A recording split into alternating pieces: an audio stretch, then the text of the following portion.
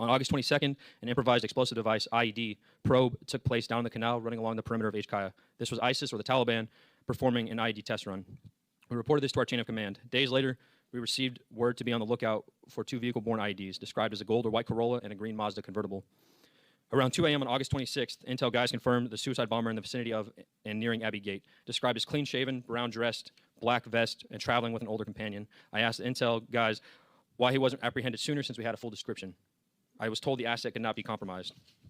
Throughout the entirety of the day on August 26, 2021, we disseminated the suicide bomber information to ground forces at Abbey Gate. He was spotted somewhere from noon to 1 p.m. by myself, then Sergeant Charles Schilling, and another. The anomaly in the crowd, who was clean-shaven and fit the description exactly, traveling with an older gentleman. The individual was consistently and nervously looking up at our position through the crowd. The older of the two wore a black silky hijab that was covering his face most of the time. They both had obvious mannerisms that go along with who we believed him to be. They handed out small cards to the crowd periodically, and the older man sat calmly and seemingly coached the bomber. Over the communication network, we passed that there was a potential threat and an IED attack imminent. This was as serious as it could get. I requested engagement authority while my team leader was ready on the M110 semi-automatic sniper system. The response, leadership did not have the engagement authority for us. Do not engage. I requested for the battalion commander, Lieutenant Colonel Brad Whited, to come to the tower to see what we did. While we waited for him, psychological operations individuals came to our tower immediately and confirmed the suspect met the suicide bomber description. He eventually arrived and we showed him our evidence, the photos we had of the two men. We reassured him of the ease of fire on the suicide bomber. Pointedly, we asked him for engagement authority and permission. We asked him if we could shoot.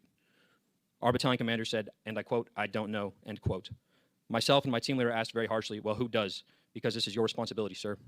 He again replied he did not know, but would find out. We received no update and never got our answer. Eventually, the individual disappeared. To this day, we believe he was a suicide bomber. We made everyone on the ground aware. Operations had briefly halted, but then started again. Plain and simple, we were ignored. Our expertise was disregarded. No one was held accountable for our safety. About 17:30, Staff Sergeant Darren Hoover, friend and mentor,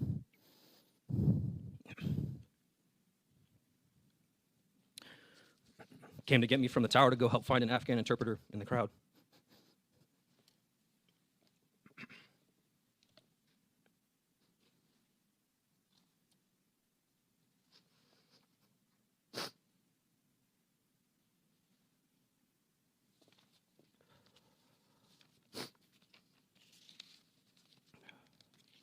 We found the interpreter and his brother, born with American passports.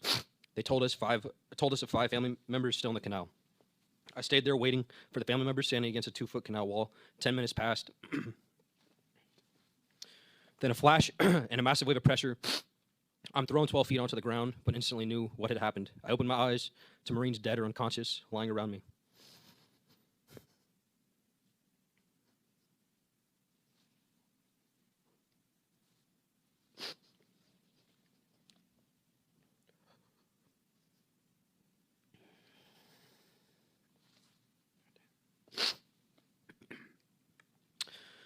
A crowd of hundreds immediately vanished in front of me, and my body was catastrophically wounded with 100 to 150 ball bearings now in it.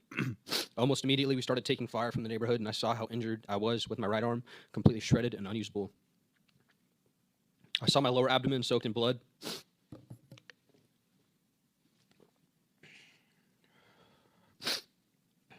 I crawled backwards roughly 7 feet because I thought I was still in harm's way.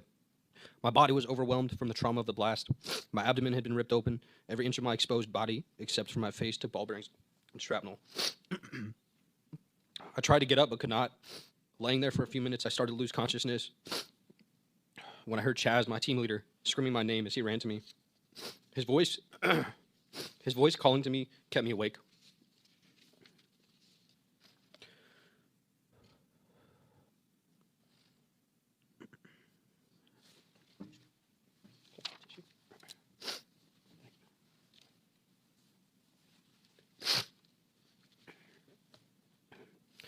When he got to me, he dragged me to safety and immediately started triaging me, tying tourniquets on my limbs and doing anything he could to stop the bleeding and start plugging wounds with the help of the other Marines.